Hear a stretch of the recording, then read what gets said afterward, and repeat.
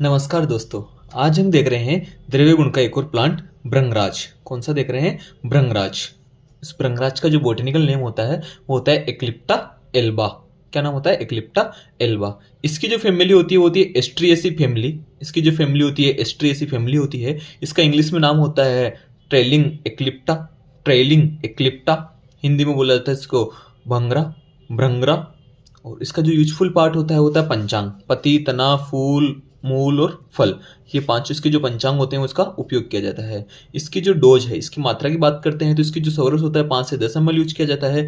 चूर्ण इसका 3 से 6 ग्राम उपयोग में किया जाता है। अब हम बात करते हैं इसके रसादी पंचक के बारे में। तो रसादी पंचक में जो होता है, इसका रस होता है कटु तिक्त रस होता है, लघु रुक्ष गुण होते हैं, उष्ण वीर्य है और विपाक इसका कटु होता है। विपाक इसका कटु होता है।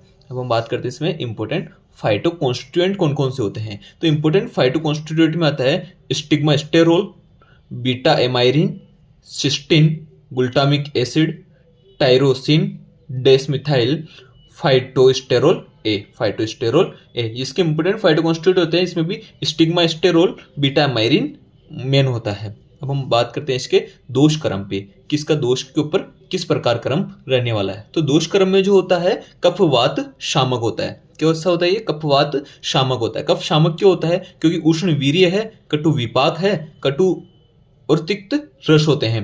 कफ शामक, कटु तिक्त रस, कटु विपाक और उष्ण वीर्य होने के कारण ये कफ शामक होता है। वात शामक होता है उष्ण वीर्य होने के कारण। उष्ण वीर्य होने के कारण ये वात शामक होता है। अब हम बात करते हैं इसके कर्म।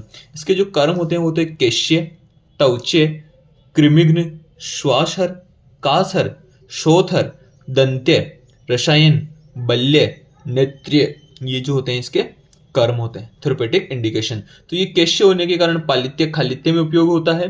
कुष्ठ, कृमि, श्वास, कृमिघ्न होने के कारण ये जो होता है कृमि में उपयोग होता है। श्वासहर होने के कारण श्वास में, कासहर होने के कारण काश में, शोथहर होने के कारण शोथ में, पांडु, आमदोष, नेत्र विकार, शिरोरोग, हृदय रोग आदि में इत्यादि में इसका उपयोग होता है। फार्माकोलॉजिकल एक्शन में देखिए तो हिपेटोप्रोटेक्टिव होती है, एंटीवायरल ड्रग होती है, एंटीबैक्टीरियल ड्रग होती है, एनाल्जेसिक होती है और हाइपोटेंसिव ड्रग होती है। अब हम बात करते हैं इसके सिनोनिम्स के बारे में, किसका कौन कौन सा सिनोनिम्स होता है। सिनोनिम्स में होता है भृंगरज, भृंगरज, क्योंकि जो प्लांट होता है वो हनी बीज को अट्रैक्ट करता है। हनी बीज को अट्रैक्ट करने के कारण इस प्लांट को बोला जाता है भृंगरज। केशराज, क्योंकि ये वेरी गुड इफेक्ट होता है हेयर्स पे। हेयर पे सबसे ज्यादा इफेक्ट होता है भृंगराज का, इसलिए इसे बोला जाता है केशराज। केशरंजन, क्योंकि जो हेयर्स को ये नेचुरल ब्लैक कलर प्रदान करने वाला होता है, नेचुरल ब्लैक प्रदान करता है। मार्कव, मार्कव, क्योंकि जो प्रीमेच्योर ग्रेइंग ऑफ हेयर को प्रिवेंट करता है। जो मतलब जो बाल होते हैं वो प्रीमेच्योरली अगर ग्रेइंग होने लगे हैं तो उसको प्रिवेंट करता है मार्कव। अब हम बात करते हैं इसका बेसोनिम्स। तो बेसोनिम्स होता है भृंग एव राजते, भृंग एव राजते, क्योंकि जो फ्लावर्स होता है वो शाइन करता है लाइक हनी बीज की तरह। अब हम बात करते हैं इसके आमयिक प्रयोग की। आमयिक प्रयोग यानी थेरेपेटिक एडमिनिस्ट्रेशन की, थेरेपेटिक एडमिनिस्ट्रेशन की। तो इसका जो आमयिक प्रयोग होता है पालित्य में, हेयर फॉल्स में, इसका ऑयल बनाएंगे हम भृंगराज, मधुक, ग्लेब्राइजा ग्लेब्रा और मिल्क, इन तीनों को मिक्स करके हम एक ऑयल बना लेंगे और उस ऑयल का हम प्रतिदिन क्या करेंगे? नश्य करेंगे। दूसरा होता है शिवित्र में। शिवित्र में जो होता है भृंगराज को फ्राई करेंगे आयरन पैन में with oil, with oil, oil के साथ आयरन पैन में भृंगराज को फ्राई करेंगे, फिर इसको खाने के लिए देंगे। देन मिल्क से प्रोसेस करेंगे to it, then milk process with बीजक गिवन टू ड्रिंक, उसके बाद में आपको बीजक देना है खाने ड्रिंक पीने के लिए। फिर हम दृष्टि प्रसाधन में, ये इंप्रूव करता है हमारे विजन्स को, तो नश्य करवाएंगे। क्या करवाएंगे? इसका नश्य, किसके साथ?